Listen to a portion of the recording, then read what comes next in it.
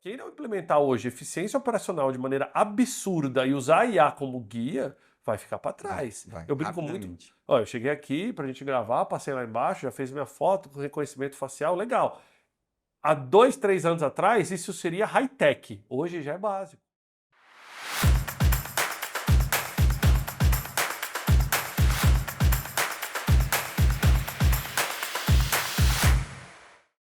Olá pessoal, sejam bem-vindos a mais um episódio do Rethink Talks, o podcast que repensa, explora oportunidades e debate o futuro do mercado imobiliário. E claro, trazendo sempre aqui pessoas que têm por hábito questionar o status quo. Hoje a gente vai falar com o Thiago Alves, que é um amigo pessoal, mas também alguém que há muitos anos a gente troca ideias sobre tudo que está acontecendo no mercado ou não. O Thiago tem uma carreira corporativa muito longa, está hoje CEO da Regus há mais de 10 anos, a Regus, que é a dona, a IWG, na verdade, que é dona das marcas Regus, Spaces e tantas outras.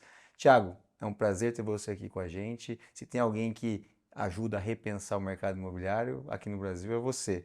Muito bom estar com você aqui com a gente e conta um pouco quem é o Tiago.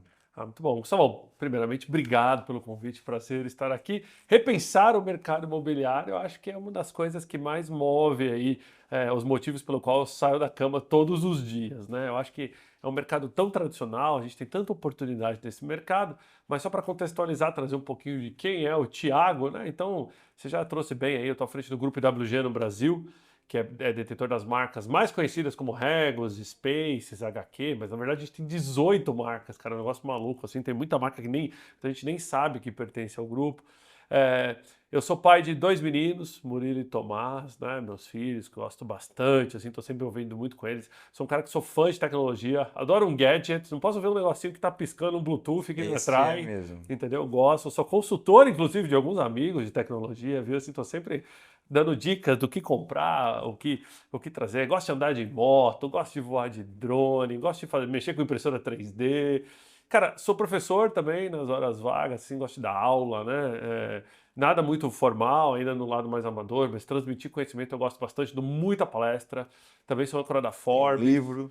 Tenho um livro publicado, Nem Home Nem Office, Futuro do Trabalho é Híbrido, um livro que foi lançado durante a pandemia, mostrando para as empresas e para as pessoas que é possível trabalhar de maneira híbrida. E olha que coisa maluca, né? Hoje a gente já normalizamos o híbrido, né, Gustavo? Muito legal ver tudo isso que está acontecendo. E estou aqui, né? Não posso ver um convite para o podcast que eu estou lá, aceito, né?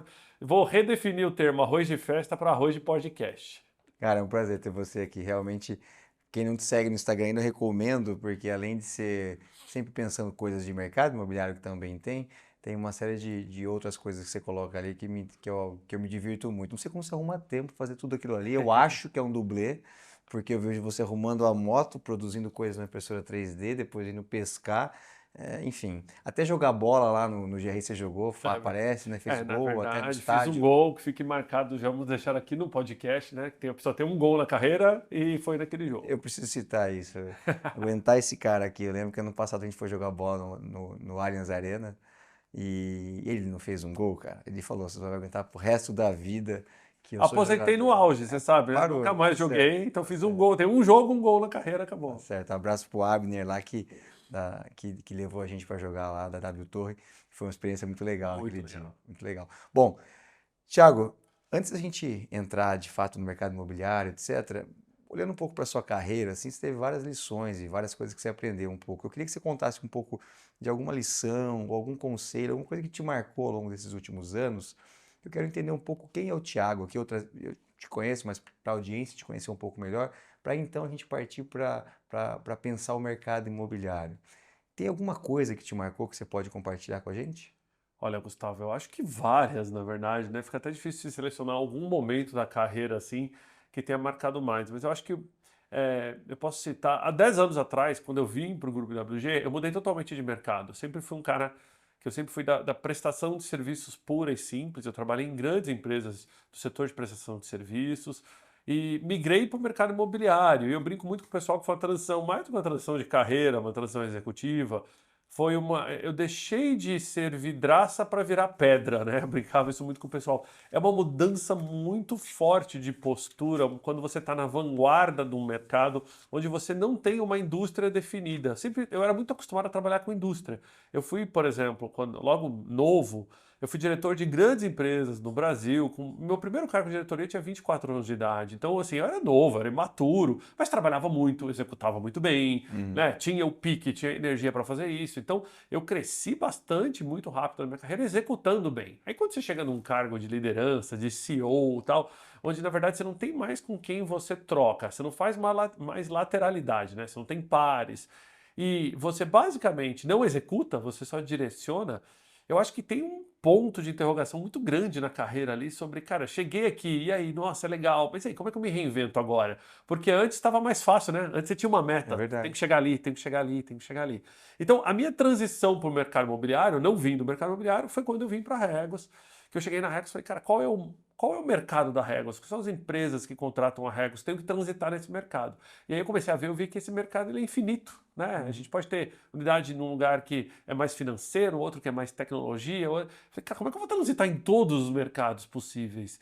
E aí foi um momento de muito olhar para dentro e pensar, cara, como eu reposiciono o Thiago, não só como executivo, mas como uma pessoa que é acessível, que está aberta para falar com os clientes. Pô, são 40 mil clientes no Brasil, lógico que eu não consigo falar com todos, Uhum. mas como é que eu posso passar uma imagem de estar aberto?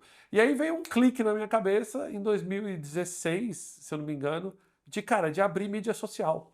Eu lembro que eu li um livro, eu não vou lembrar o autor agora de cabeça, mas naquela época eu li um livro que chamava Social CEO, né, o CEO social. Uhum. E aquele livro mudou minha vida, porque ele falou, cara, é exatamente o contrário do que o mercado praticava. Você atinge as mais altas posições, é onde você tem que ser mais acessível, mais humilde, mais aberto, uma pessoa muito mais engajada com jogo de cintura, que saiba ouvir feedback. E a gente não aprende dessa forma, né? Você lembra quando a gente era estagiário, que você olhava o presidente da empresa, você tinha medo de engajar com o É. presidente da empresa. Imagina, se um cliente mandasse uma mensagem para o cliente da empresa, aquilo podia causar um abalo na estrutura, ia sair o facão cortando ali e tal. E, cara, eu resolvi me reinventar nesse sentido ali. Falei, cara, eu vou ser esse cara, eu vou ser o social CEO, vou meter minha cara no mercado. Então eu brinco que muito do Reclame Aqui, que era um portal que alguns clientes da Rega usavam muitas vezes quando estavam com dificuldade de resolver um problema interno, virou Reclame Aqui. Então as pessoas me encontravam na mídia social, falavam, Thiago, eu sou cliente da Rega, estou com tal dificuldade. Eu, pô, legal, vamos resolver esse teu problema aqui. E, cara, pegar uma câmera, sair no meio da Faria Lima gravando e mostrando, olha, tem uma unidade aqui, tem uma unidade ali, você pode realizar uma sala de reunião. E botar essa cara no mercado, para mim, foi muito, muito, muito, digamos assim, forte como um momento da minha carreira. Eu fui muito questionado por isso, tá? Por exemplo, assim, mas eu estou numa empresa globalizada, 126 países. É lógico que tem padrões de produção de vídeo, tem padrões de produção de conteúdo e tudo mais. Então, de repente, você pega um executivo de um país que está fazendo, botando a cara no mercado. Opa, peraí, né, vamos entender o que é isso aqui. E eu levei muita porrada, cara.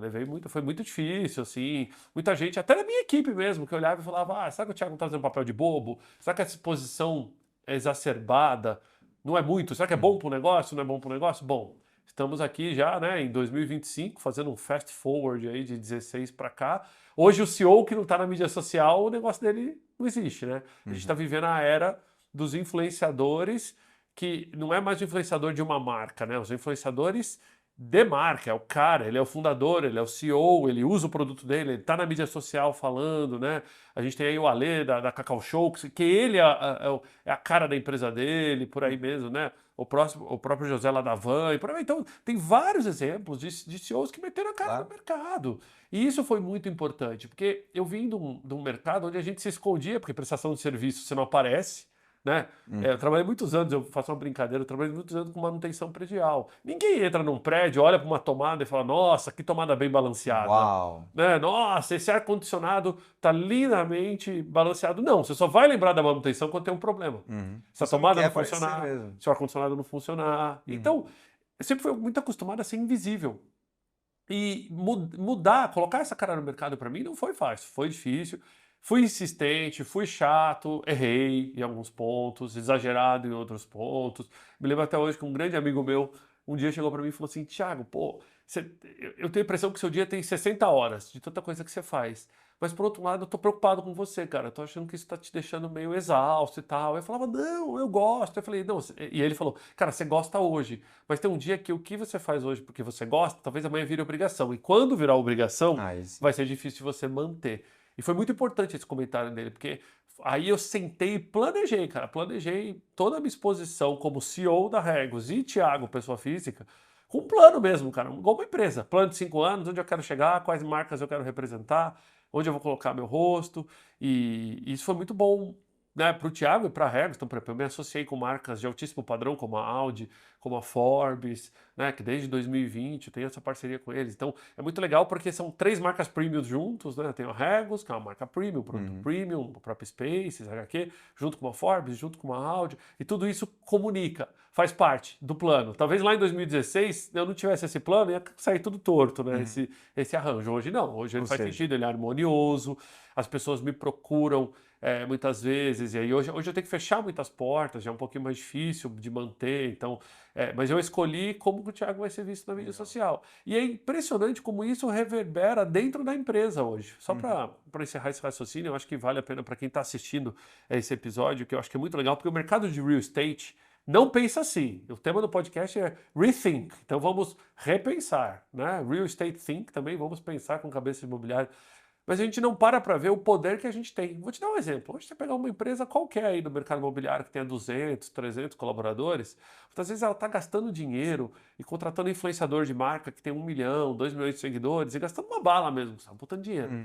Se ela olhar para dentro de casa e somar a quantidade de seguidores que cada um desses colaboradores tem, ela vai ver que ela atinge muito mais que 1 milhão, 2 milhões de pessoas. Eu fiz essa conta dentro da Regos. Um dia a gente foi definir entre ter um influenciador de marca X ou não ter. E aí a gente fez um exercício lá num get together lá que estava todo mundo, a gente tem quase 300 funcionários no Brasil. Hoje todo mundo entrou numa planilha lá online e colocou quantos seguidores tinha em cada mídia. Cara, na hora que eu rabisquei lá embaixo e fiz a soma, eu falei, cara, a gente tem 3 milhões de seguidores dentro de casa, que está facilmente acessado por nós, porque o nosso conteúdo é original, é eu postando, né? Sou eu postando sobre o meu trabalho, é o meu colaborador postando sobre o trabalho dele.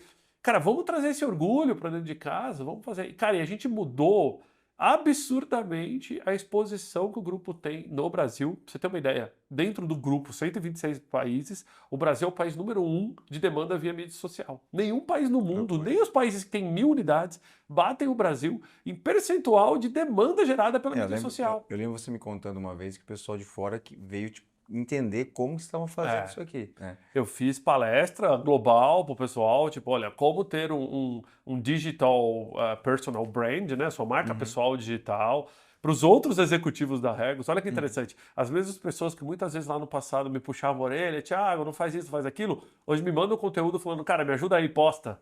Né? Então, mudou, mas não é porque mudou, porque eu estava certo, não, é porque o mundo evoluiu, Claro, porque a você só gente... conseguiu talvez se antecipar e perceber essa mudança e entrar no momento certo para estar hoje colhendo os frutos aí, acho que muito legal. E por isso que eu quero explorar com você exatamente isso, que eu percebo que você é um cara que às vezes tá um pouco à frente do tempo em várias coisas, né? Eu brinco com você quando você foi lá e comprou aquele óculos da Apple. Falei, cara, você comprou a primeira versão, a segunda versão, mas eu quero testar a primeira, eu quero, né? Então você é um cara que gosta, que procura se reinventar como CEO, como você colocou, e eu acho que é interessante a gente falar do mercado de escritórios, que é um mercado que, vejam bem, para dar um pouco de contexto da IWG, são 126 países, é uma empresa que é listada na Bolsa de Valores. Conta um pouco mais os números para quem está assistindo e não conhece, não se dá conta do tamanho da IWG. Quando a gente fala de coworking, no passado teve muito barulho da WeWork, né? Que é um competidor da IWG. E eu percebia sempre que enquanto havia muito barulho, muita fumaça ali, existia muita consistência da parte de vocês aqui trabalhando e já existia há muitos anos, né? Não é uma coisa que surgiu agora, né? Com a WeWork que descobriu o coworking, né? E a gente percebia isso, essa consistência, e hoje eu acho que os números explicam o que cada um está fazendo, né? Na verdade, tem uma história muito legal que eu vou compartilhar com a audiência que eu acho que vale a pena. A indústria do compartilhamento de espaço nasceu com a Regos. O nosso fundador, o Mark Dixon, ele tinha um negócio que era como se fosse food trucks de alimentação em Bruxelas, na Bélgica. E ele um dia ele percebeu que as pessoas compravam um café nessas cafeterias de bairro e se apertavam fazendo pequenas reuniões, bate-papos no café. Ele teve um insight de vender esse negócio dele, de food trucks e tudo mais. Ele alugou os imóveis do lado desses cafés, fez pequenas salas de reunião e fez uma parceria com o café. Quem comprava café ganhava 15 minutos de reunião, ou quem alugasse a sala de reunião ganhava o café e por aí vai. Ali nasceu, cara, a Regus, em 1989, em Bruxelas. Regus é um nome inventado, mas que em latim significa compartilhar, né? Então, o termo usado, né, é um copyright. A empresa cresceu de maneira absurda. Em 1994, o primeiro país fora da Europa a receber a unidade da Regus é o Brasil, no WTC aqui em São Paulo, que coloca Américas no mapa através do Brasil. Então, olha só, a gente acabou de celebrar 30 anos de Brasil. Então, o grupo tem 36, o Brasil acabou de fazer 30. E, na verdade, esse mercado de compartilhamento de escritórios flexíveis, escritório virtual, campus office e o famigerado termo coworking, que foi o que pegou, né, o que definiu tudo, mas ele já foi chamado de tudo. Muito tempo o termo escritório virtual era o que mandava nesse mercado. Depois ele virou escritório flexível, e aí, por último, coworking, né? Coworking, o termo mesmo tem 15 anos, desde quando ele nasceu lá no Vale do Silício, com literalmente empresas compartilhando espaços, porque algumas empresas não usavam mais e resolveu colocar mais de uma naquele espaço, ponto. E aí virou o termo do coworking. Mas a Regus, por exemplo, já estava no mercado americano desde 1996, então já tinha uma presença forte lá. A empresa foi listada na Bolsa desde 2001, na Bolsa de Londres. Hoje é a única empresa listada de todo o mercado mundial listada em uma bolsa é o Grupo IWG. Né? Então, esses 126 países tracionam quase 3 bilhões de libras de faturamento anual. É uma presença em mais de 4 mil pontos no mundo. E esse ano a gente deve fechar o ano com quase 4.500 pontos abertos. Eu brinco com o pessoal, assim, quando eu mostro o mapa, né? Que é o mapa da catapora, né, cara? Você vê esse ponto em tudo quanto é lugar, é muito legal. E olha que coisa interessante, gente. A gente gosta de, internamente, né, fazemos até uma brincadeira, que a gente é a maior empresa que ninguém conhece, porque a ideia não é ser mais conhecido do que os clientes que estão dentro do coworking, né? A gente quer que os nossos clientes no coworking cresçam, sejam expostos, né, de maneira positiva ao crescimento todo, usar o coworking como pulmão para crescer. E aqui no Brasil eu tenho tantos exemplos de empresas que vieram para o Brasil usando escritórios flexíveis e que cresceram, de Facebook a Google, a Uber, a LinkedIn, a Amazon e por aí vai, entendeu? São empresas que entraram no Brasil com o seu primeiro funcionário dentro de um coworking, entendeu? E que foram crescendo, crescendo, crescendo e hoje alugam 20, 30 andares numa torre corporativa. Então o coworking ele é embrionário e ele é feito exatamente para isso, para ele ser ali esse palco que dá luz para as empresas que estão ali dentro. Então internamente a gente brinca, né? A maior empresa que ninguém conhece. A gente tem algumas características interessantes, a gente está presente em todos os fusos horários. Não tem nenhum fuso horário do mundo que nós não estamos. Inclusive o do Havaí tem pontos da Regus lá. Nós somos a empresa com maior quantidade de cadeiras do mundo. Ninguém tem tanta cadeira de escritório igual a Regus tem. Pra você ter uma ideia, se a gente colocasse todas as cadeiras um do lado do outro, dava algo em torno de 16 estádios de futebol de cadeira. Né? Pra vocês terem uma ideia. Então tem umas coisas interessantes. A gente, durante muito tempo, foi a empresa com o maior volume de equipamentos de videochamada. Quando videochamada ainda não era normalizada no celular e no computador, como é hoje, você tinha que se deslocar até um lugar para fazer videochamada. E a Regus, durante muito tempo, todas as unidades tinham 1, 2, 3 aparelhos de videochamada. Era como o mundo se conectava no final dos anos 90, nos anos 2000. Como é que você fazia uma videochamada com um investidor americano? Então, o investidor ia para uma Regus americana, você aqui no Brasil ia para uma Regus e fazia videochamada. Olha que coisa maluca, né? As transformações que o mercado foi passando. E uma coisa que eu gosto muito é que o produto da Regus, o produto do Spaces, né, mas principalmente a Regus, que tem muito tempo de mercado, ele trouxe as tendências de escritório do mundo para o Brasil. Porque lembra o seguinte, o mercado imobiliário ele tem um ciclo. E o Brasil, a gente está sempre atrasado quando o assunto é acompanhar o ciclo do mundo. Né? Se você pegar a popularização dos computadores, da internet, do e-mail, aconteceu muito mais rápido nos Estados Unidos, na Europa, do que aconteceu aqui. Só que, por exemplo, uma das primeiras empresas a ter serviço de correio eletrônico, onde você consegue comprar o domínio e usar no seu escritório, era a Regus, ali na Faria Lima, 3729. Inclusive, a gente tem essa unidade até hoje lá. Depois me lembro de contar uma história muito engraçada sobre essa unidade. E e a gente trazia essas novidades para cá. Então, quando lançou, por exemplo, o escritório cubículo, como é que é? Os primeiros mobiliários desse escritório cubículo estavam no Marregos. Então, tinha escritórios de arquitetura que levavam os seus clientes aqui em São Paulo. Olha, vem cá para você ver o que tem de tendência lá fora de escritório. Levavam no escritório da Regos. Então, durante muitos anos, isso foi, digamos, um carro-chefe nosso, ser pioneiro nas soluções de escritórios. Escritório mobiliado, escritório flexível, coworking, escritório virtual e por aí vai. Depois que o mercado, com o advento da internet, com a globalização e tudo mais, hoje a gente tem acesso a tudo, né? Hoje, concorda comigo, Gustavo? Não tem um fornecedor na China que você não acessa desde o Brasil. Claro. Chega em qualquer pessoa no LinkedIn, você chega em qualquer fornecedor global, você compra em plataformas globais. O apelo já não é mais esse, mas ainda assim a gente ainda traz muito. Tipo, olha, o que os melhores escritórios de arquitetura do mundo estão desenhando? Isso. Então a gente incorpora parte desses conceitos e traz dentro do nosso produto. Você cita o nome de um competidor que fez um trabalho muito importante popularizando o conceito do coworking, que eu acho que foi importante mesmo, né? Porque esse é um mercado tão promissor, mas ainda tão pequeno. Só para você ter uma ideia, Gustavo, estima-se, porque a gente não tem um número verdadeiro ainda no Brasil, porque o Brasil não é um mercado fully mapped, né? Ele não é totalmente mapeado, o mercado de escritórios brasileiro, mas estima-se que o mercado de coworking hoje representa menos de 5% das lajes corporativas do Brasil. Ou seja, mercados mais maduros hoje, em termos de escritório flex, assim, se a gente for para Amsterdã, por exemplo, esse número está em 20%. Se a gente for para os Estados Unidos, que é o maior mercado de escritório do mundo, esse número hoje é entre 11% e 12%. Então, o Brasil ainda tem uma oportunidade gigantesca para acompanhar os mercados mais evoluídos, mas ainda assim, esses mercados evoluídos são os que mais crescem no mundo. Então, mesmo eles continuam crescendo. Todos os estudos das consultorias imobiliárias mais famosas do mundo, e aí que a gente pode citar algumas, que inclusive frequentam bastante o GRI, como a própria CBRE, mostra que 30% dos imóveis vão ter algum tipo de pulmão flexível até 2030. Seja ele operado por um player como a gente, ou outro player do mercado, operado pelo próprio proprietário do prédio, que quer dar um pulmão flexível para o seu prédio, ou por algum grande ocupante do prédio, que também pode ter área excessiva, pode ter área e tá oferecendo aquele pulmão flexível. Então, esses três pilares vão representar 30% do imobiliário. E a gente fala, Thiago, será que esse número não é muito forte? Será que realmente isso vai parar em pé?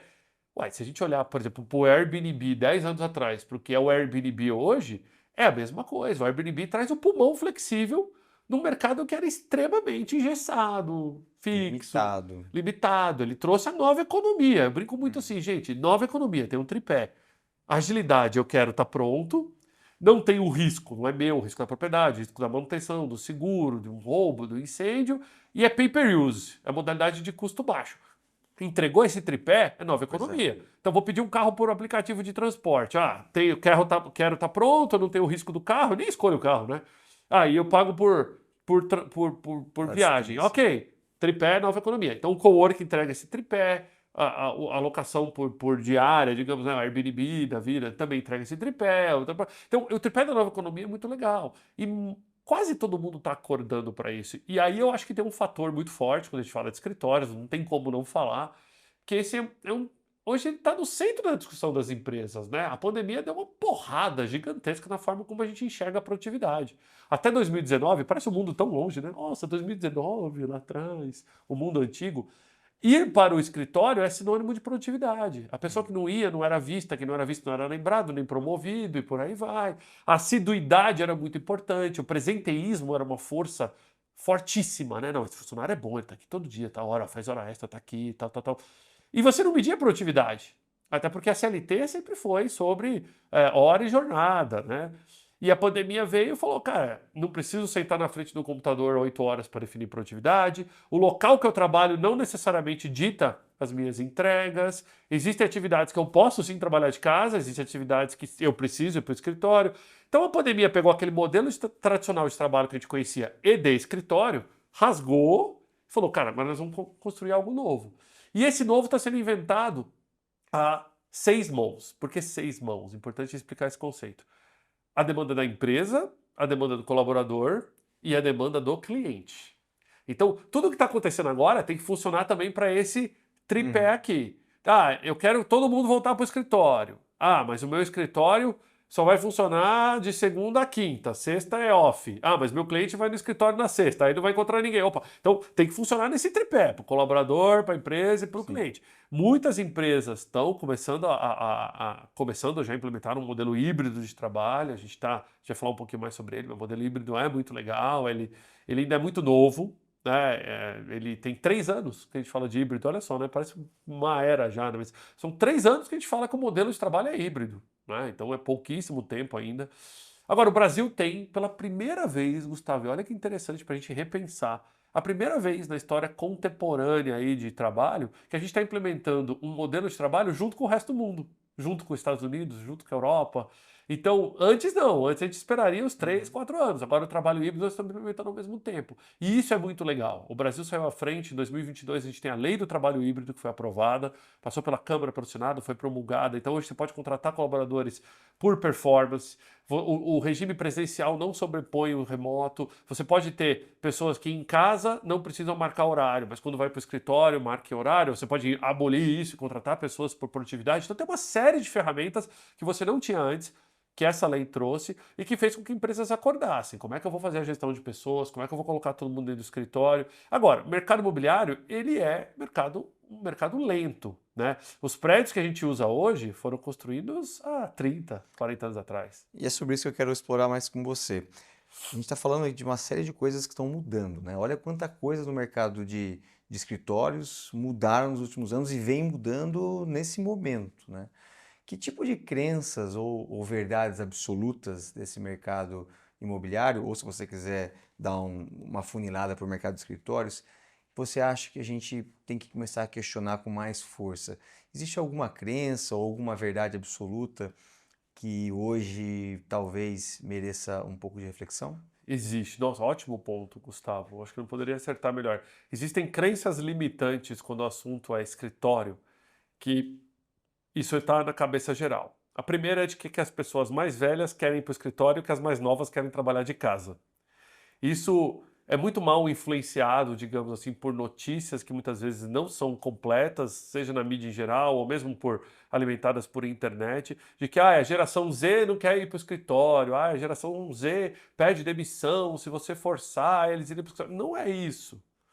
A geração Z, ela quer ir para o escritório se o escritório for legal. A geração Z quer ir para o escritório se ela vê valor agregado em ir para o escritório. A geração Z quer ir para o escritório se o chefe for um chefe que agrega na vida deles. A mesma coisa ao contrário. Quem falou que a pessoa mais velha não quer trabalhar de casa? Entendeu? A geração baby boomer não quer trabalhar de casa. Ao contrário, se ele tiver estrutura para trabalhar de casa, ele quer trabalhar de casa. Se a atividade que ele for realizar ele consiga trabalhar de casa, ele quer trabalhar de casa. Eu acho que muitas empresas tomaram decisões com base no que a gente acha que é o comportamento geral das pessoas. Convenhamos, né? Você assumir que pessoas que nasceram na mesma época se comportam da mesma forma, chama astrologia e não estudo do trabalho, né? Então, assim, mas que pessoas que trabalham numa mesma época, elas tendem a se comportar igual. Isso é verdade. Uhum. Eu e você temos mais ou menos a mesma idade. A gente cresceu, a gente passou pela máquina de escrever, a gente viu a chegada do computador. Você também usou lá o 286, o 386, o 486, o Paint, nossa, lembra disso? Se entrega a idade, viu, gente? Então, assim, a gente tem mais ou menos o mesmo histórico na cabeça, é lógico que a gente vai trabalhar mais ou menos igual, Uhum. né? Então, não é que as gerações não têm um fundo de verdade, tem, mas eu não posso assumir que aquela verdade é absoluta. Então, acho que muitas empresas e muitos RHs erraram fazendo isso.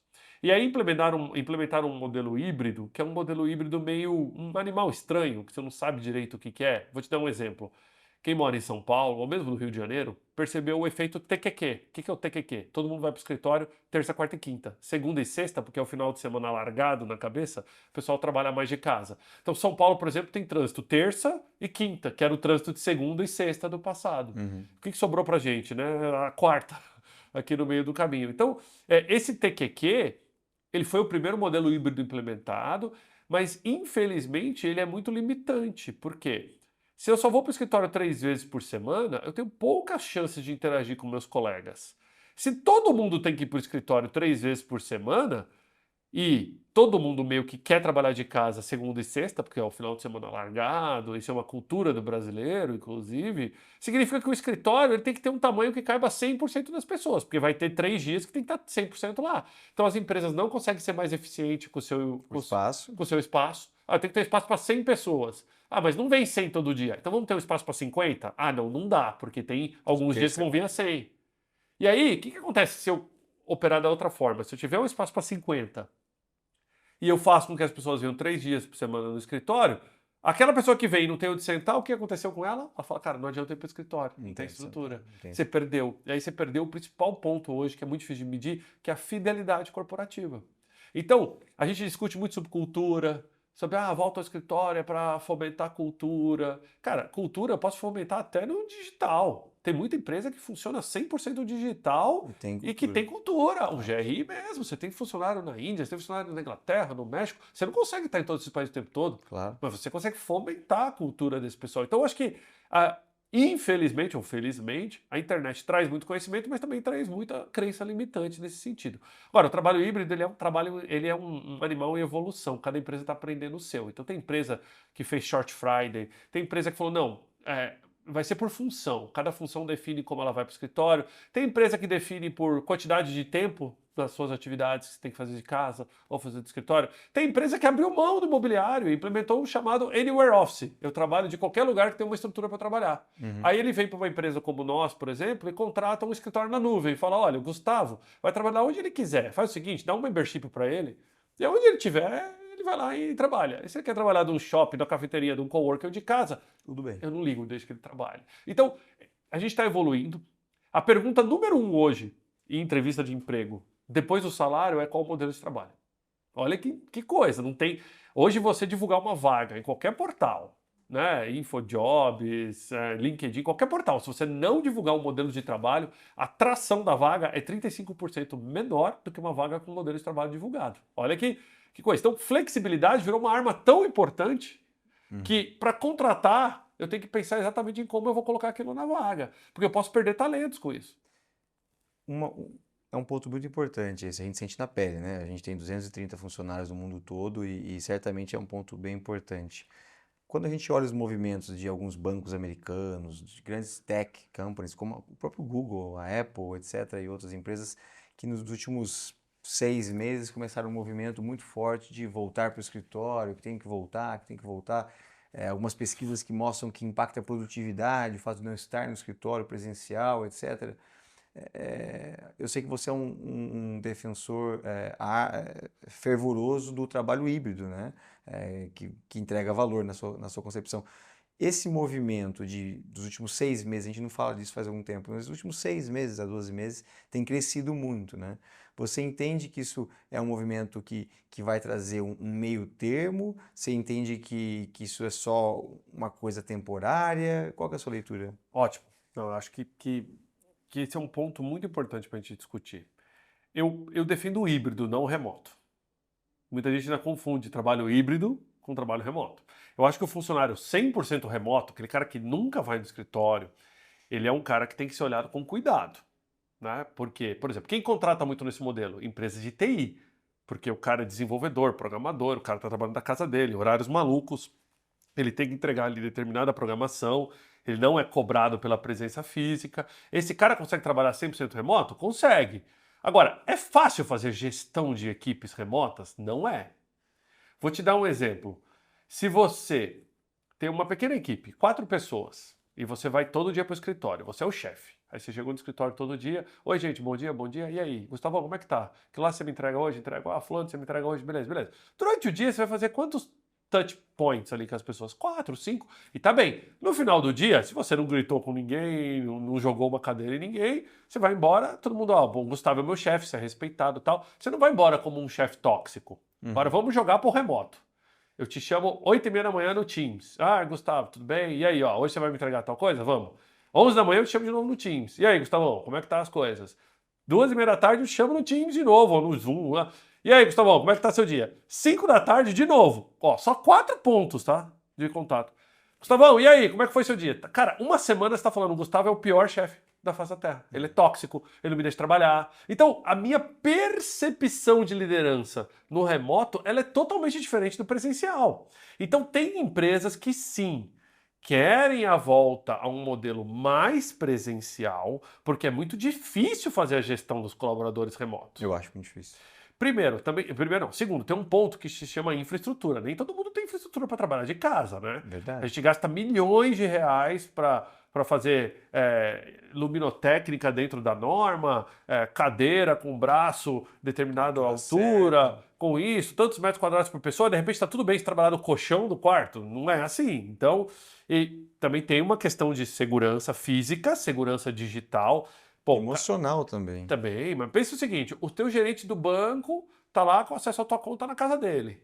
Ah, você liga pra ele, e aí, tudo bem, olha esse investimento pra mim. O cara tá lá, você não sabe o que tá atrás do computador dele. Entendeu? Então também tem um movimento muito forte de grandes bancos por causa de infraestrutura e de segurança tecnológica de trazer boa parte desses colaboradores para cá.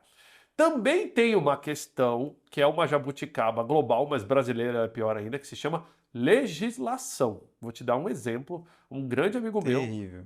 que é de uma empresa de call center de Barueri. Ele estava em Barueri porque tem um incentivo fiscal para a empresa de call center lá. Na pandemia, ele falou: Cara, coloquei todo mundo em home office, tá maravilhoso isso aqui. Vou diminuir meu escritório para 1/3 do que eu tinha, porque as pessoas logam de casa e atendem a chamada de casa.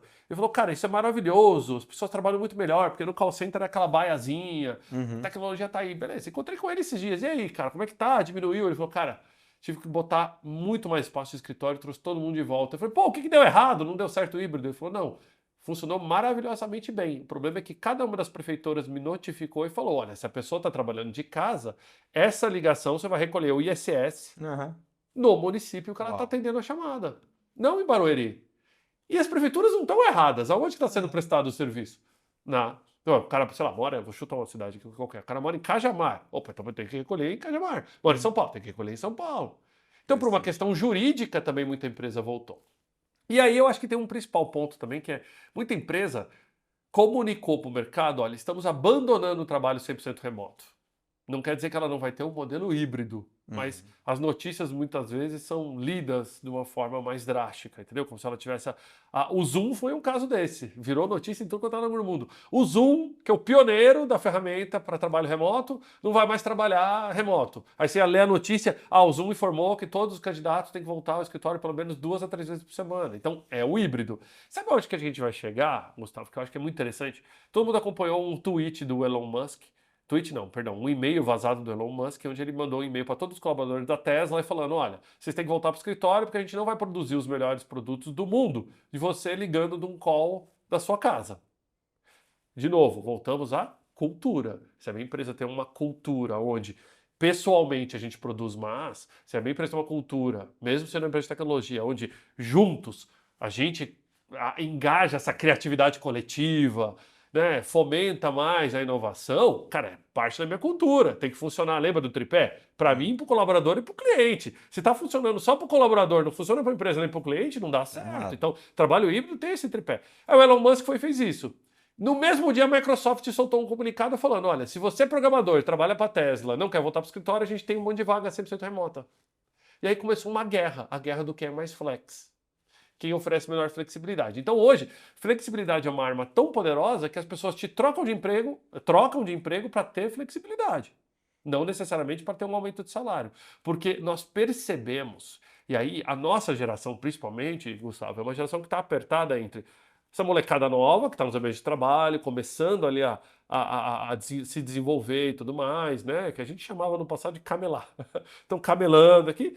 Tem outra geração que já está começando a se aposentar. A nossa que está esmagada no meio, a gente percebeu, cara, que nós estamos trabalhando muito, que a gente está trabalhando muitas horas, que a gente está todo mundo medicado, com um problema. Opa. E a gente percebeu que a flexibilidade é legal. Concorda comigo que o dia que você trabalha de casa, que Uhum. você consegue ficar mais perto do Max, da Sasha, não é legal? Você fala, pô, Claro. cara, antes eu ia para o escritório toda hora, agora eu consigo ter um pouquinho mais de conexão com a minha família. Você não quer abandonar isso. Então, se uma empresa vira para você e fala, cara, eu te pago mais para você ir para o escritório, você pode até pensar. Agora, se for elas por elas, eu vou pegar aquele que me dá Mas uma qualidade. melhor qualidade de vida. Então, o balanço hoje está sendo colocado desta forma. E eu acho que se as empresas não acordarem para isso, esse monte de empresa falando, volte ao presencial, o meu modelo é esse, daqui a pouco estão começando a flexibilizar um pouquinho de volta, porque senão ela vai perder talento. Uhum. Legal. Eu acredito que a gente não tem uma receita de bolo, né? Você está colocando muito bem isso aí. Eu acho que depende muito de qual tipo da cultura da empresa, o que os líderes dela acreditam ou não, mas eu acho que você traçou aqui um cenário bem interessante que resume muito bem o momento nosso de mundo. Eu queria falar de tecnologia com você. Eu sei que você é um grande entusiasta e se você olha para vários setores, né, setor automobilístico, setor de aviação, farmacêutico, todos eles têm sido extremamente impactados pela tecnologia, né? E um dos últimos, os dois últimos a talvez ter um impacto maior em tecnologia é infraestrutura e real estate, né? Tem alguma tecnologia, você está vendo alguma coisa assim que você está observando, que você acha, ou tem algumas coisas que você tem visto que você acha que vai ser disruptivo, que vai ajudar a gente a repensar a forma como a gente faz, produz o real estate, opera o real estate e vive o real estate? Com certeza. Eu acho que eu posso citar de cabeça algumas. Eu acho que a primeira, e que vai mudar a construção como um todo, com certeza tem a ver com uma construção 3D, como se fosse impressora 3D, construção 3D. Inclusive, eu me lembro até de um evento do GRI que a gente viu lá, uma demonstração. Eu vou até falar quem que é o Daniel Katz. Verdade, verdade. Eles têm uma empresa muito, muito Muito, boa. eu acho que isso vai revolucionar, principalmente a construção rápida, casas, Sim. residências. Eu acho que isso aí tem um apelo interessantíssimo em mercados como o Brasil, onde muitas vezes uma construção brincando. Eu já construí casa, sei, há 1 ano, 2 anos, assim, né? E olha lá, né? É, o meu filho, quando tinha 2 anos, eu pedia para ele desenhar a minha família, ele desenhava o papai, a mamãe e os pedreiros juntos, de tanta gente que tinha na obra, em casa durante tanto tempo. Mas eu acho que essa tecnologia vai mudar bastante o mercado. Uma outra tecnologia, inteligência artificial voltada à eficiência dos espaços de trabalho, isso com certeza, né? Então, eu sou mais focado no espaço de trabalho, né? Não conheço muito bem ainda dos outros mercados, residencial, logística, então não vou me arriscar a falar deles, mas nos escritórios, inteligência artificial é um game changer. Ela é um game changer de eficiência, tá? Certo. Não tem como hoje você pegar uma inteligência artificial e falar, eu vou botar uma catraca mais inteligente, vou botar um elevador mais inteligente, o ar-condicionado vai ser mais inteligente. Legal. Isso é eficiência operacional. Tá. Isso um bom sistema de BMS já faz hoje. Com boa programação, você faz. Você Uhum. tem sensor que só vai ligar o ar-condicionado se tiver gente na sala. Você tem sensor que vai controlar a Mas isso é iluminação. operacional, Isso é né? operacional. Sim. Agora, acho que a inteligência artificial vai pegar a minha base de colaboradores, onde as pessoas moram, o que elas precisam realizar de atividade, pegar o meu mapa do meu escritório e vai fazer tudo isso junto e falar, cara, olha, o Gustavo precisa vir na segunda junto com o Thiago porque eles trabalham bem junto, eles vão sentar aqui, eles têm que sentar aqui porque aqui que eles vão produzir tal coisa e tá perto dessa pessoa que também vai fazer isso. Então, a inteligência artificial, ela vai ditar o modus operandi de como a empresa vai planejar o escritório dela ali. Fora que ela facilita muita coisa hoje, né? Então, desenhos de arquitetura, você fazer um croquis na mão, joga lá no chat GPT, já te devolve a planta, aí você fala, não, me dá o render também, já veio o render. Aí você fala, não, veio o render com estilo empresa tal. Ou seja, vai acelerar E, muita cara, coisa. ele vai acelerar muita coisa. Eu acho que o famoso probing, né, que é um testar, então, isso aqui vai ficar como? Eu acho que a inteligência artificial está mudando isso. Eu não sei você, né, Gustavo, eu acredito que você faz também. Eu, assim, meu principal companheiro hoje é a inteligência artificial. Fato. Tá 80% do meu dia do meu lado, para tudo. Para como eu vou responder um e-mail, para como eu penso, para como eu vou postar. Porque, e principalmente no nosso cargo, onde você não tem lateralidade, você não troca, Sim. né? E é meio fragilidade você trocar, né? Você ligar muitas vezes para um colaborador e falar assim, me ajuda aqui que eu tô com uma dúvida tal. Uma vez passa, na segunda, nossa, meu chefe me liga para tirar dúvida. Então, muitas vezes o executivo não quer passar essa fragilidade. Então, hoje a inteligência artificial ela é um grande companheiro do executivo. Eu acho que o mercado imobiliário está se beneficiando muito. E eu tenho visto umas empresas que têm feito algo muito legal voltado, né, especificamente o mercado de escritório, que é esses heat maps, né, de uso de espaço e tudo mais, de entrar no além, de pegar a questão de custos contábil e tudo mais e procurar uma série de formas de você reinventar o seu portfólio a nível global. Eu participei de uma palestra recentemente, fora do Brasil, onde um dos palestrantes que foi antes de mim, ele mostrou a inteligência artificial trazendo algo em torno de 40% de eficiência no portfólio global do escritório daquela empresa. Só fazendo análise que ninguém tinha ou tempo, ou paciência, ou mesmo rapidez para fazer como eles faziam. E aí o cara projetou isso e ele falou, olha, nosso custo anual com ativos no mercado imobiliário, aluguel, imóvel próprio, manutenção, custos, etc. Sei lá, vou chutar uma escala de valor aqui, era, sei lá, 120 milhões de dólares.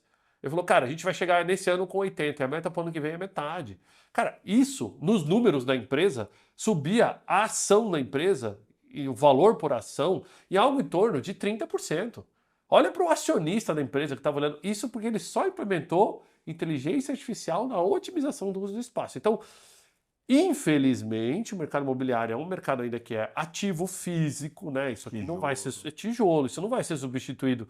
Eu rio muito com um meme que eu vi de um pintor que foi embora e escreveu assim: ChatGPT, vem pintar essa parede, né? Porque não vai lá substituir esse cara que pinta a parede, entendeu? Mas o uso disso aqui vai mudar, né? Então eu acho que tem muita oportunidade aí. Legal. Dentro do GRI mesmo, eu não sei como é que é na Regus, na IWG, mas a gente destacou uma pessoa super sênior do time que hoje ela é dedicada a liderar todos os projetos de AI dentro da organização. E aí, com certeza, muito do que a gente faz, da experiência do cliente, das empresas nossas todas, vão vir muito dessa relação que certamente vai entregar valor da parte de conteúdo, de customer experience, de entender quem tem que conversar com quem, como agilizar esse processo como um todo, como facilitar o processo como um todo, né? Eu acho que tem muita coisa para vir por aí. Você sabe que, por exemplo, a gente cresce com parceria com proprietários, né? O proprietário tem um prédio lá vazio, com uma laje, ele quer colocar o prédio dele na nova economia, ele contrata a Regus ou Spaces para operar um coworking no prédio dele. E eu tenho usado muito a IA para refinar a questão do imobilizado, do CAPEX. Porque antes ele sempre foi uma régua, custar mais ou menos tanto por metro quadrado. Agora não. A gente pede para o cara fazer várias fotos, joga isso tudo na IA, joga o nosso spec na IA também. A IA lá faz conta e fala, olha, esse forro dá para aproveitar, esse aqui não dá, tal. E eu tenho conseguido, por exemplo, reduzir o CAPEX que a gente pede para os proprietários em torno de 30% no Brasil. E esse dia eu dei um uso muito interessante para a IA, que eu dei risada, que foi... a gente estava fazendo essas tendências de internet, transforma sua foto do animal, sabe, essas coisas, que é legal, acho que Fizeram comigo, fizeram um cabelo, eu fiquei maravilhoso com o cabelo. então, tem essas coisas que o ChatGPT ajuda a sonhar, né? Claro, deixa a gente sonhar um pouco. E aí um proprietário que a gente ia anunciar falou, cara, preciso de uma foto do teu prédio. Aí o cara mandou uma foto muito ruim. A gente falou, não, precisa de uma foto melhor. Ele falou, cara, não tenho. Puta, ninguém consegue fazer uma foto? Não. Sim. Aí a gente pegou e falou assim, cara, me dá essa foto ruim. A gente pegou a foto ruim, deu a latitude e longitude para inteligência artificial e falou, cara, essa é a foto ruim do prédio. Aqui é onde ele está no mapa. Meu, acessa o Google Maps, faz o que você tem que fazer, né? Dá seus pulos aí. Eu quero fotos em alta resolução como se fosse fotos de profissionais tiradas com Canon de um drone. Cara, o nível da qualidade que a gente recebeu de volta é impressionante, em segundos. Em termos práticos, uma outra coisa que eu vi nos Estados Unidos, eles têm usado para os imóveis residenciais que são colocados nas plataformas para ser alugados. Algumas imobiliárias começaram a usar AI para colocar móveis nas fotos, móveis profissionais, como se fosse aquela coisa de um belíssimo arquiteto colocou, aquele decorador de interior, colocou os móveis lindos só na foto.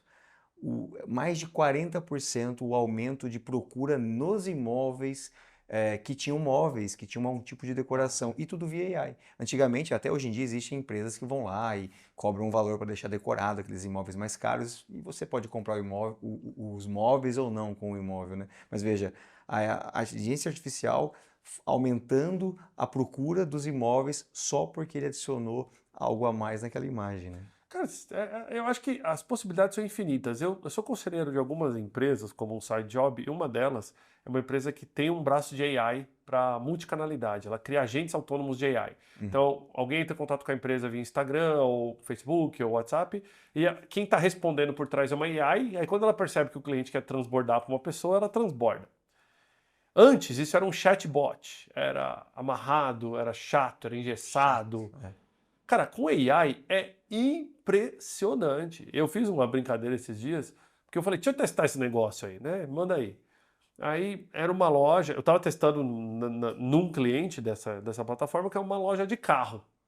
Aí eu falei assim, eu quero ver tal carro. Aí ele começou a conversar comigo, aí eu peguei e perguntei assim, falei, cara, mas esse carro é bom para andar em Marte? Porque eu estou planejando uma ida para Marte mês que vem, para Marte. E vou levar esse carro. Meu, cara, aí a inteligência fez uma piadinha comigo falando assim, olha, não sei se te leva para Marte, mas com base na sua localização, te leva para Sorocaba, fica tantos quilômetros da onde você está falando comigo agora, olha, ele é bom para estradas de terra, ele é bom para isso, ele é bom para aquilo, blá. Cara, no passado, não estou falando longe, 2 anos atrás, a inteligência artificial ia alucinar, ia falar que dá para andar em Marte. E eu ouso te falar uma coisa, Thiago, se fosse um ser humano, a resposta não ia ter sido tão boa. E, cara, exato. E foi tão Rápido. legal a resposta que eu falei, nossa, Criativo. diferente, é isso mesmo, quero conhecer mais, quero conhecer mais. Então, eu acho que a gente está vivendo uma revolução. Hoje é a IA falando com a IA, né? Então, daqui a pouco Tem a um gente tem vídeo guerra de IA chocante aí, que eles mudam a linguagem, começam a mudam a conversar entre eles. linguagem e assim, vamos de novo, voltando ao mercado imobiliário, eu acho que assim, quem não implementar hoje eficiência operacional de maneira absurda e usar a IA como guia, vai ficar para trás. Vai, Eu brinco muito. rapidamente. Ó, eu cheguei aqui pra gente gravar, passei lá embaixo, já fez minha foto com reconhecimento facial, legal. Há 2, 3 anos atrás, isso seria high-tech. Hoje já é básico. Uhum. Concorda? É. Você já não tem mais aquele efeito uau, que tecnologia. Não. Né? Então, é por isso que eu falo, eu acho que o mercado imobiliário precisa rapidamente entender que a economia virou touchless, eu não quero encostar em mais nada, é tudo com o celular, ou com o relógio, ou com o cartãozinho de RFID, não tem mais essa de pega papel, guarda o papel, entendeu? Tipo, Thiago, eu pouso em Dubai hoje com passaporte brasileiro, eu não preciso passaporte. Com o meu rosto eu entro em Dubai. é Olha que loucura. coisa maluca. Não é nem o celular, nada. Com o seu rosto você entra num outro país sem ter o passaporte que você está chegando naquele lugar. Onde a gente chegou? Exato, ó, tipo, 10 anos atrás, você ia para os Estados Unidos, você ia comprar dólares, às vezes, cara, hoje você viaja só com o celular, nem cartão você leva mais, todo, você não imprime mais o papel, então, mas o mercado imobiliário ainda tem essa tendência, né? Então a gente, ele é um mercado que durante muito tempo, como ele, é o que você falou, ele ficou tão longe da inovação, a inovação aconteceu para todo mundo e não vinha, que parece que o mercado imobiliário ficou carente, tipo, isso não serve pra gente e tal. Então, hoje, se eu tenho um ativo no mercado e eu quero diferenciar esse ativo, eu tenho que, primeiro, tornar ele inteligente de verdade. Segundo, ele tem que ser digitalmente conectado, o prédio tem que ser realmente digital. Não dá mais para você ir num prédio que o celular não pega no estacionamento, que você vai passar numa catraca, não funciona. Aí você vai no elevador, o elevador é inteligente, aí você digita o andar, andar não existente. Por quê? Porque aquele andar você tem que ir no outro paredão. Então você fala, cara, você conseguiu implementar um sistema que é só apertar um botão, mas já não consegue, você trava. Aí você deixa um segurança do lado do elevador, só para ficar falando, não, senhor, esse andar é no outro. Então, ou seja, você implementou a inteligência, mas não te trouxe ganho operacional nenhum. Então ele tem que ser, né, digitalmente conectado e principalmente, gente, preparado para o híbrido. Porque o híbrido vai virar novo normal. Sabe o que vai acontecer no futuro, Gustavo? Nós vamos riscar a palavra híbrido, só vamos chamar de trabalho. Porque vai ser tão normal esse modelo que a gente não precisa mais chamar de híbrido. Hoje a gente ainda chama. Mas os prédios têm que estar preparados para isso. Não dá mais para ter um prédio que ele só funciona e só é eficiente quando ele está cheio, porque a ocupação dos prédios mudou. Hoje eu desafio a gente a sair em qualquer prédio no centro do Rio ou na Faria Lima em São Paulo, numa segunda e na sexta-feira, ele pode estar 100% alugado no aluguel, no contrato de aluguel, mas ele não está 100% ocupado. Em compensação, tem dias onde ele está com uma ocupação total. Então tem dias que o escritório é extremamente ineficiente e tem dias que o escritório parece um Lollapalooza de tanta gente lá dentro e o ar-condicionado sofre para resfriar, a energia não aguenta, a internet não aguenta. Então, como preparar para esse dinamismo da próxima década, digamos assim, vai ser o desafio do mercado imobiliário corporativo. Muito bom o papo, é uma pena que a gente está caminhando para o final aqui. Eu acho que a gente falou de muitas coisas, elementos que estão ajudando nesse momento os empresários e aqueles que são ativos do mercado imobiliário a repensar o nosso papel como líderes, a repensar os produtos, a experiência do cliente e tudo mais. Mas antes de fechar, eu queria um ping-pong rápido aqui com você, uma pergunta rápida com uma resposta rápida, para a gente fechar de modo a expandir um pouco esse compartilhamento de conhecimento seu aqui. Primeira pergunta seria, em termos de inspirações no mundo dos negócios. Quem te traz inspiração? O que te inspira no mundo dos negócios hoje? Cara, eu gostava muito do trabalho do Jobs, assim, eu acho que para mim ele revolucionou a forma como a gente pensa, o trabalho do Bill Gates, e hoje eu me inspiro bastante nos ensinamentos aí do Jeff Bezos. Eu gosto muito, assim, eu acompanho muito o que ele posta, acho que ele já entrou numa fase de vida dele que como ele está retribuindo para a sociedade tudo aquilo que ele conquistou, seja de maneira filantrópica ou com aprendizado, é muito legal. Inclusive, para quem quer, ele tem um masterclass que é divulgado online, 100% gratuito, cara. Com aulas dele, é fantástico o negócio. E ele não tem muito filtro mais nessa altura do campeonato. Isso é bom. Ele pensa, é ótimo, é mais genuíno, eu gosto também muito dele. Tem algum filme, série ou livro que você pode deixar como recomendação para os nossos... Rapaz, não vim preparado para essa, mas... Acho que o pessoal do mercado imobiliário vai se beneficiar muito de um livro que chama Predictable Revenue, ou Faturamento Previsível, do Aaron Ross. Por quê? no mercado imobiliário, a gente não fala muitas vezes, cara, de receita, de demanda. Até hoje o mercado imobiliário, você já pensou que desde quando o Brasil foi colonizado, que o primeiro português colocou uma plaquinha escrito aluga-se, é assim até hoje, que não mudou? Esse dia eu vi uma reportagem na Globo falando que imóvel que tem a placa do aluga-se, ainda ele é 50% mais alugado que outros que não têm a placa Eu do vi também. aluga-se. Então, eu acho que o mercado imobiliário também precisa pensar como uma startup, como uma big tech, como é que eu trago mais Questionar o receita, básico. mais revenue, mais lead, topo de funil. E um livro que te ensina muito bem isso é esse livro do Aaron. Tem os dois, né? Predictable Revenue 1 e o 2. Eu acho que é bem legal. Inclusive tem versões em português que foram adaptadas pelo próprio Aaron. O Aaron, que eu tive a oportunidade de entrevistá-lo uma vez aí em 2020, foi muito um cara fantástico. É um belo livro. No GRI a gente implementou muito daquilo ali, no nosso time ali. Enfim, vale a pena. Uma excelente dica. E por fim, o que te motiva? Depois de tantas coisas na carreira, de tantas vitórias, tantas lições, tá aí com a vida ganha, trabalha por hobby já hoje em dia. O que te motiva? Olha, tem a resposta padrão. O que que motiva a gente sair? São os boletos, entendeu? Brincadeiras à parte. Cara, eu adoro trabalhar. Eu adoro trabalhar. Eu não consigo ficar parado. Eu tenho esse péssimo problema, assim. Eu não consigo relaxar. Cara, eu tenho que estar o tempo todo produzindo, fazendo alguma coisa. Eu caço o que fazer, cara. Sentar num sofá e assistir TV, assistir uma série, não é pra mim. Tô tentando melhorar as coisas, mas não é. Eu tô aqui, eu tô caçando tudo que fazer. E muitas vezes eu caço tanta coisa pra fazer que eu começo a ficar bom em algumas coisas que eu começo a monetizar aquelas coisas, entendeu? Por exemplo, eu era entusiasta do carro elétrico. Eu sempre fui entusiasta de carro elétrico. Eu gostava da tecnologia do carro elétrico. Eu nunca me imaginei sendo embaixador da Audi para mobilidade sustentável. Mas de tanto fazer esse trabalho aqui como hobby, bem feito, acabei conquistando a credibilidade para fazer isso aqui. Então, o que me motiva, cara? Aprender. Eu adoro aprender. Eu tô o tempo todo Você é fuçando, curioso, Gustavão. né? Cara, nossa, o que eu leio de fórum gringo. Quando eu me interesso por um tema, eu destrincho um tema até ficar expert naquele tema. Entendeu? Até falar, cara, dominei a arte, a técnica, é isso que tem que fazer, assim, gosto.